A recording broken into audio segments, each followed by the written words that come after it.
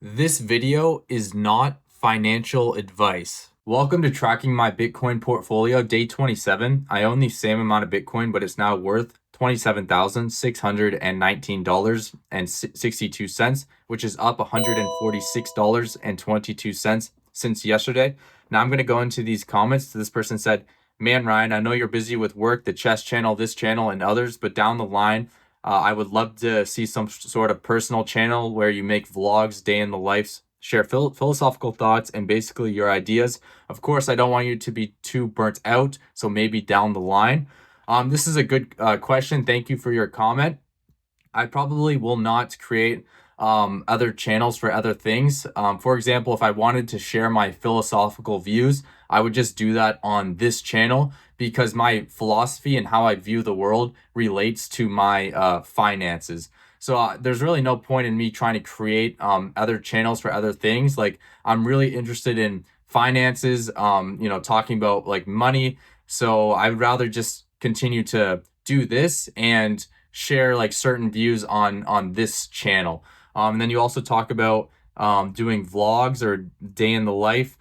I probably wouldn't do that. That's not really my thing. But if I were to do that, it would probably just be on this channel. But that's not really. I don't really plan on ever doing that. But sharing my philosophical views definitely on this channel. Sharing my ideas, how I view the world.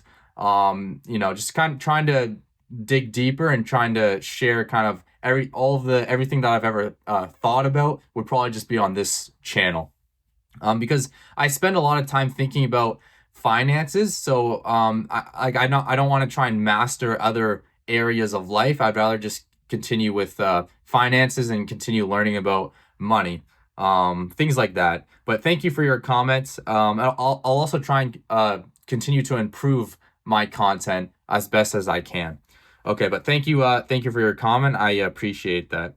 Now, this person said, "I've always been curious on how Bitcoin is priced. Do you know if it's based on how many buyers versus sellers there are, or are there other factors?" Yeah, so it's basically just based on supply and demand. So if there's more buyers, the price goes up, and if there's more sellers, the price goes down. Now, I can't explain all of the exact like small technical details that go into like a global market. Like I'm sure there's a lot of things that I don't know, but if you're looking for like a broad answer, it's based on supply and demand. But I can't really explain all of the small technical details that go into different exchanges pricing Bitcoin differently than this exchange because of this and that. Like there's a lot of like small technical features. But you could probably just like look it up on the internet and be able to find like a lot of information on exactly how like every detail, every certain thing that a global market has. But the broad answer would be it's based on supply and demand. Okay, now this person replied to this comment. It said, "Do you mean the supply and demand? If yes, of course. Other factors include the fact that it's decentralized. That's one of the major reasons, I think." So I think you're talking about one of the reasons why you would invest into Bitcoin is it's because it's decentralized, I think. Um, I think that's what you mean. Yeah. So obviously there's certain reasons as to why you would invest, but the market is based off of supply and demand. So I think that's what you were asking. Now this person said, "Do you do stocks?" I don't invest in stocks, but I'm not anti investing into stocks, investing into a startup or creating your own business. I understand that within a society there needs to be businesses that provide products and services to people so people can buy things that they need and want. Um, but the reason I don't buy stocks is because I believe that there's more potential for a global monetary network. So that's why I invest all my money into Bitcoin. And then you also say there is no global scale during an apocalyptic event. I would disagree with this, but this is more of like a like linguistic debate. Like it depends on how you define global scale. So I would disagree with this, but I don't really want to have a debate on linguistics. So I respectfully disagree. But thank you for your comment. This person said that guy in suit is a grifting fraud, and you could tell from just 16 seconds of footage and called it out. Lol. Yeah, like it's pretty easy to tell when someone is kind of just saying things that don't make any sense. Like once you spend so much time looking into every aspect of Bitcoin, it's pretty easy to differentiate a person that has no idea what they're talking about. For example, like since this guy said that he's been mining Bitcoin for 20 years, obviously the block reward in 2009, 2010 would have been 50 Bitcoin. Obviously, that wasn't 20 years ago. I'm just putting that to the side. I'm just uh, going into his point. He said that he has been mining Bitcoin for 20 years, and he owned fractions of a fraction of a fraction of a fraction of a Bitcoin. But that's basically that's impossible to mine Bitcoin that long ago when the block reward was 50 Bitcoin. And it's also important to point out that there were no mining pools back then. So it's not like he had a miner in a mining pool and he got a fraction of a fraction of a fraction of a Bitcoin, because mining pools didn't exist. So basically, if you're someone who actually studies Bitcoin, it's pretty easy to see what he's saying and understand that he has no idea what he's talking about. Like as soon as I watched that video, the first like 5 seconds, I was like, what? That makes no sense, because I've spent so much time watching videos trying to understand every aspect of Bitcoin.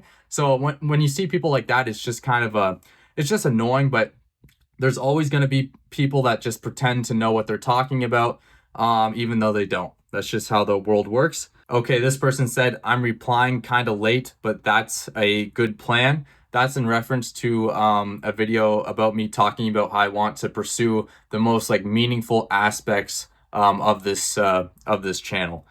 Because I'm all about trying to pursue like the most meaningful thing. That's always like the most important. Like, what is the most meaningful? What is the most impactful to other people? How can I provide other people with the most value? That's kind of what I'm about. So thank you guys for your comments. If you disagree with anything that I'm saying, or if you want to ask me a question, you can comment it down below and I'll try and answer it as best as I can in a video. Now I'm going to go on to this question. This is a question that I wrote. Is creating a YouTube channel that tracks my Bitcoin portfolio actually monetizing the Bitcoin? Now, the first answer that you'll probably think of when you read this is no, because the Bitcoin isn't doing anything, right? The Bitcoin is in cold storage. So how could I actually be monetizing that Bitcoin? Now, that's not a stupid answer. That's obviously that's a fine answer, but I would like to kind of dig deeper into this. But let me just get a sip of water first. So there are some important things to note when answering this question. For one, my YouTube channel has to be monetized. I have to be in the YouTube partner program, so that whenever I post a video, I make money from ad revenue. So right now I'm not monetized, so I'm not really making any money. But let's say that my YouTube channel is monetized, okay, and I post videos of me tracking my Bitcoin portfolio. Am I monetizing the Bitcoin? Now, there's an important thing to understand here. Since I don't actually prove to you guys that I own the Bitcoin, I haven't shown you the blockchain, and I haven't sent a small transaction and said, look, this transaction is connected to this portfolio, so that proves that I own that Bitcoin. I haven't proved to you guys that I own the Bitcoin. That's an important thing to understand, because what's stopping someone else from creating the same content that I'm creating whilst not actually owning the Bitcoin? And the reality is that there's nothing stopping someone else from copying my content and not actually owning the Bitcoin. So you have to dig even deeper. You have to dig even deeper. Okay. What happens if I prove to you guys that I do actually own the Bitcoin? Okay. Am I now monetizing the Bitcoin? Some of you may still think no. Okay. Okay. Now this is where it gets interesting. Okay. So imagine a scenario where I prove to you guys that I own the Bitcoin. I make a video, I send a small transaction, I have it on video. You can go to the blockchain and you can verify that this amount left this wallet, and in that wallet there's the exact amount of Bitcoin that I say that I own. Okay. Now, since I have proved to you guys that I own the Bitcoin, more of you would be inclined to watch my videos because I have proved to you that I actually own the Bitcoin. So let's imagine this scenario.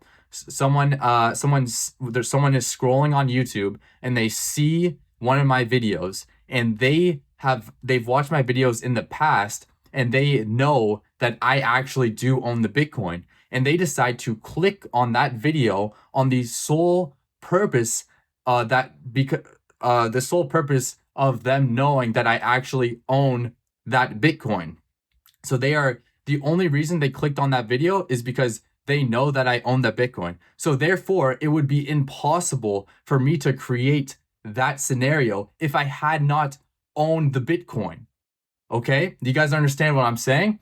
Is that it's impossible for me to recreate that scenario without the Bitcoin. Okay? And in that scenario, my YouTube channel is monetized. So therefore, they click on the video, they watch an ad, and I make money from that scenario. But I wouldn't have been able to create that scenario if I hadn't have proved to everyone that I own the Bitcoin. So therefore, I am actually monetizing the Bitcoin when I prove to everyone that I own the Bitcoin. That's what I've come up with. I hope I explain this as best as I can. I know it's kind of difficult to explain this, but I hope you guys are understanding what I'm saying. Like right now, I'm not technically monetizing the Bitcoin because I haven't verified that I own the Bitcoin, and there's nothing stopping someone from creating a channel, copying what I'm doing, and not actually owning the Bitcoin. So therefore, how could I say that I'm actually monetizing the Bitcoin? But once I verify that I do own the Bitcoin, and someone makes a decision to watch a video on the sole purpose of them knowing that I own the Bitcoin, and then therefore I generate revenue from that scenario, I wouldn't have been able to create that scenario without the Bitcoin. So therefore the Bitcoin is impacting the monetization. So you guys have to understand how profound that is. That is two things that aren't connected, but they're almost like interacting in a way. It's crazy to explain. So basically, the Bitcoin, I am monetizing the Bitcoin without putting the Bitcoin itself at risk. That's a very profound thing to think about. That's probably one of the most profound things that I've thought about. I'm not saying it's going to work. I'm not saying I'm going to become a billionaire. I'm not saying I've found a loophole in the universe. I'm just saying that this is a very kind of unique perspective, I think.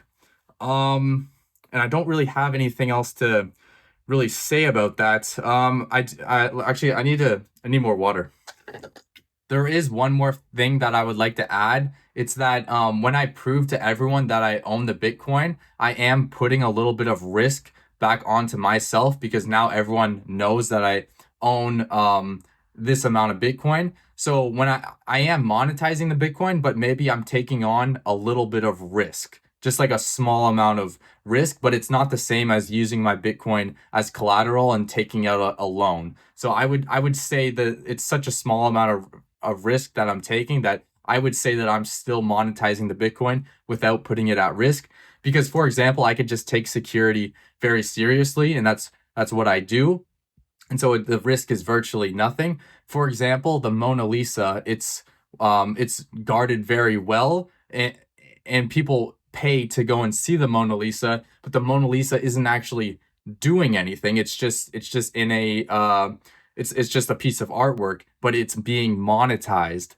And if they just prioritize security, the risk goes down to virtually nothing, right? It's the same thing. It's kind of the same thing. It's the same thing as artwork in a way.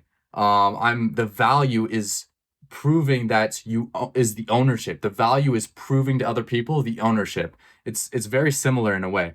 Now I'm going to go into what Gemini Okay, let me read you the question I asked Gemini. I have created a YouTube channel where I track my Bitcoin portfolio and discuss topics related to Bitcoin, finance, and economics. The whole point of this channel is to monetize my Bitcoin portfolio without putting the asset at risk. I want to ask you whether or not I am actually monetizing the Bitcoin. The first thing I should know is that I am not currently showing the blockchain or proving to everyone that I own the Bitcoin. This is important because it raises a critical question. If I am not verifying to people that I actually own the Bitcoin, what is stopping someone else from creating the exact same content without owning any? This makes it harder to differentiate whether I am genuinely monetizing the BTC itself.